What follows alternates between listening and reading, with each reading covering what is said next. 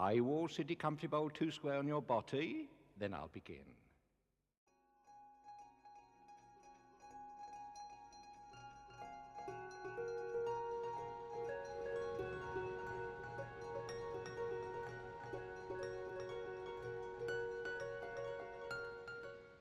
Hello, my name's Kyle.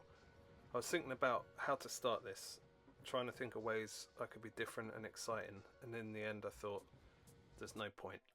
If you don't like old wooden boats, then this isn't for you. If you do, then great, you're in the right place. This is Skipjack, or Laura 2 as she was originally named. She was launched in 1912 at Gales Yard on the Isle of Wight. Built out the finest materials money could buy at the time: pitch pine planking, an oak centre line with elm garbards and bronze and copper fastenings, antique brightwork. This probably goes some way to explaining why she's still around today. And yes, she doesn't look like much at the moment, but she's a fine boat with an amazing racing history. I first saw Skipjack about 3 years ago. I was contacted by her then owner, John Gulliver. John sent me some pictures and a brief history, saying she was once known as the fastest gaffer on the Solent, and that she'd often travelled faster than her theoretical hull speed. I'm not particularly into racing, but this was still quite exciting to hear. I was drawn to her because of her shape. I should mention at this point I'm a professional shipwright and have been so for about 17 years. Skipjack was built as a racing yacht to race the local Itchen ferries. Itchen ferries, along with Falmouth Quay punts, are two of my favourite boats. The Itchen ferry was not a ferry at all, but a small sailing workboat used for inshore fishing and oyster cultivation. They originally came from Itchen Ferry Village on the River Itchen near Southampton, but their design was popular all around the Solent. They range from 18 to 30 feet and were very fast for their size. In the summer these boats were raced.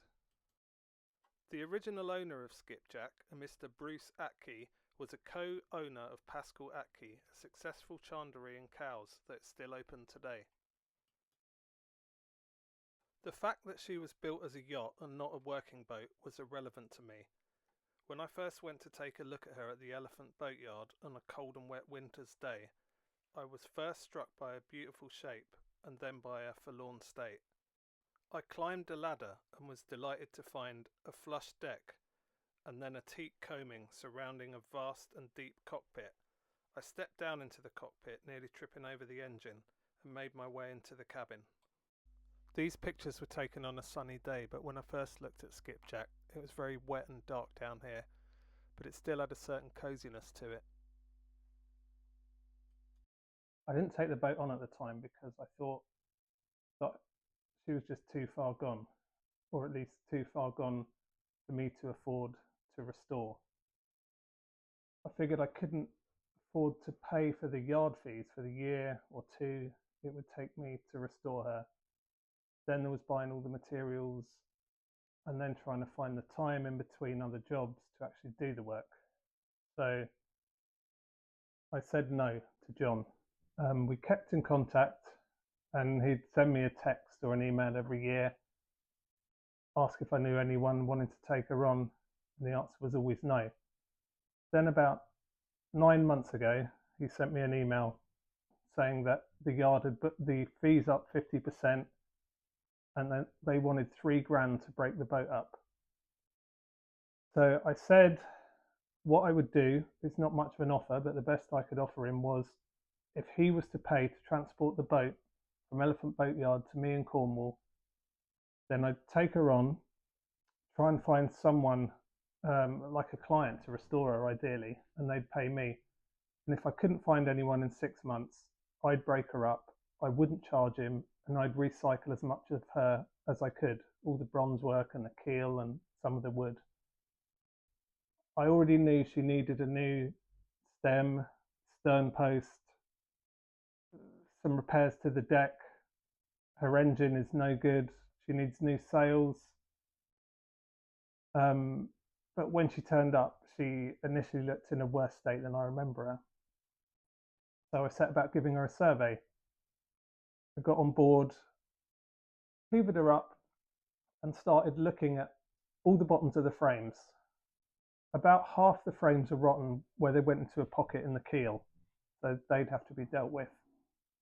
But she was actually in a pretty good shape. I mean, she needs totally scraping down, repainting, refitting out, or at least the forward part of the boat wants refitting out. The mast is salvageable. She needs a new boom, new topsail yards. The bowsprit is good. It's made out of an amazing piece of pitch pine. I'm guessing it's original. She also needs a new transom, refastening and rigging.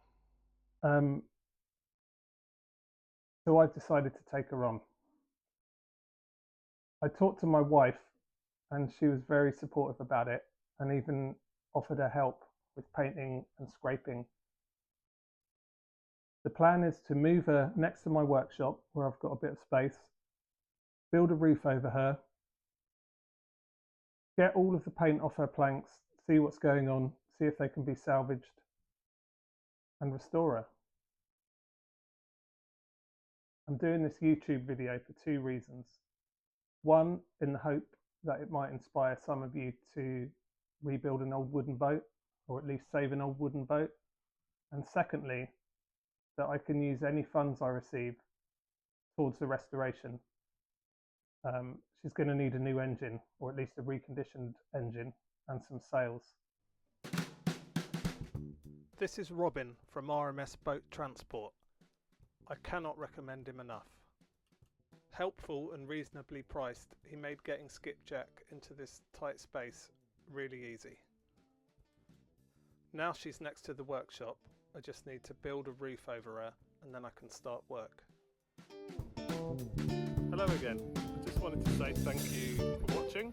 Well done for getting this far and listening to the sound of my monotone drone voice. Please join me on the next episode where I'll actually do some work on the boat. And please like and subscribe and all of that business. See you again. Bye.